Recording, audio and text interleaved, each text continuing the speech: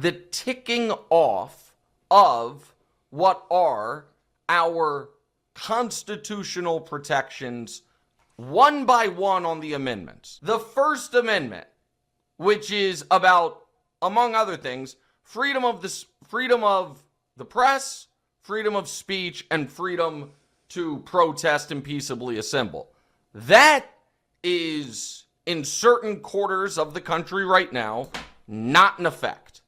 The press are getting smoke bombed and gassed, just like the protesters on the sidewalk, and we have federal agents saying to people, raise your voice and I will erase your voice. The Second Amendment, which I have had to, my entire adult life, sit and swallow, that the Second Amendment is so sacrosanct that we must accept the cost of school shootings, because while tragic, there may one day be a day where the federal government comes for us, and we must be prepared to resist that. Now we see the federal government saying, well, your Second Amendment rights don't apply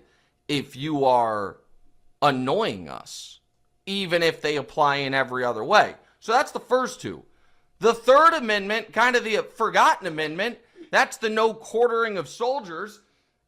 I'm not sure if this one's hanging by a thread, but I do know there was a hotel in Minneapolis that was like, we don't want your agents here. And the federal government's like, you can't do that.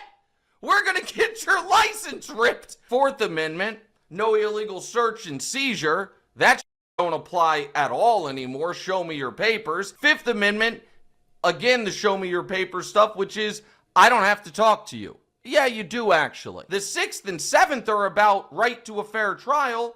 And what we're seeing is, man, you may not get to trial. The trial might be you pissed off the wrong guy in the street. That's 1 through 7. On the Dan LeBatard Show, FS1's Nick Wright was preaching that we are 373 days in, and we're already to the point to where we're parsing which of the amendments are still fully strong. The repeal of prohibition, as strong as it was a year ago. Women's right to vote, as strong as it was a year ago. But those first 7 on shakier ground.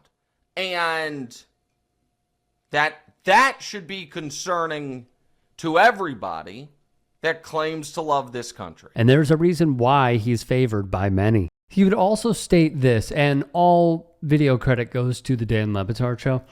I think this is really, really worth your time. So here is one more anecdote on the Dan LeBatard Show from Nick Wright. At no point did they say that those of us that don't like it would then have to do, whether it is the math I think Victor Wembanyama is doing or the math Alex Pretti was doing, which is how much of my own personal constitutional rights or safety am I putting in jeopardy by expressing my objection?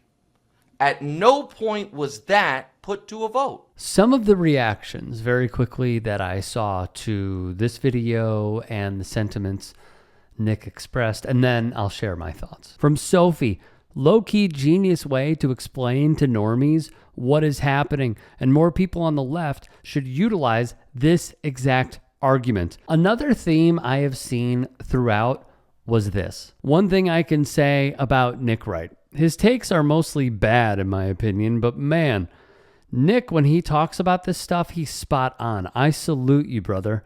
I still hate your takes about sports, LOL, but you're definitely on the right side, man. And from Roy, Nick Wright articulating more resistance than the leaders of the opposition party, of course, being the Democratic Party. When Nick is speaking on political matters, not to be redundant, but it matters. It does. I haven't seen this guy really miss with his political videos, his political analysis, and the reactions that he has had through the destruction of America by so-called patriots. He is going over how this administration, its minions, its cohorts, the Millers, the Gnomes, the backers, the oligarchs, the water carriers in Congress, those on city councils and local school boards who are MAGA, they have shown how they are the ultimate BSers. These people who really care about freedom of speech and how the left is targeting speech when really it was all about checking people who use bigotry-riddled rhetoric. And they like to say, you're limiting my freedom of speech. Meanwhile, Ron DeSantis and Donald Trump are kicking reporters and media companies out of their press conferences because they don't like them. There's a very good reason why Tim Pool went on that dumb rant yesterday talking about, oh, I'm not licking the boot. The boot is mine. He has as much moral fiber as he does hair follicles at this point. Why did I say this point? It's been like that. Tim Pool is allowed at White House press conferences because they signed the letter that they will allow editorial control to come from the White House with whatever they publish, including, this is real, Mike Lindell TV. We have seen one of their reporters get crushed by Minnesota Congresswoman Ilhan Omar, where she says, do you even read? Please read.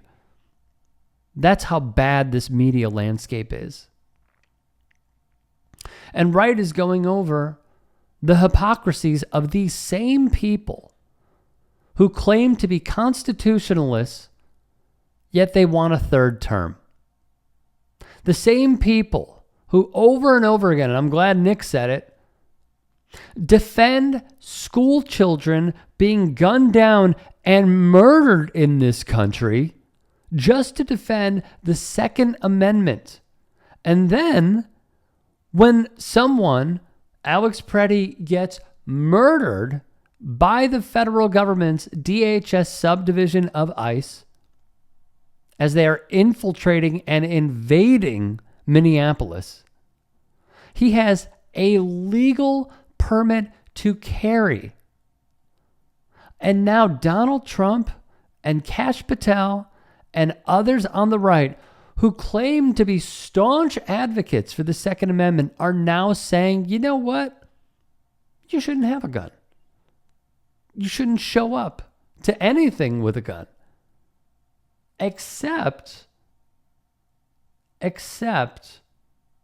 in every other scenario in life. It's just that he went against ICE. So he's in the wrong and he shouldn't have a gun. Legal permit to carry. This is equivalent, and I see so many similarities to the arguments they made about politics in sports. It's not about having no politics in sports. It's about having none of your politics in sports. It's about not having Mahmoud Abdul Rauf's politics in sports. It's about not having Muhammad Ali's politics in sports. It's about not having Tommy Smith and John Carlos's politics in sports.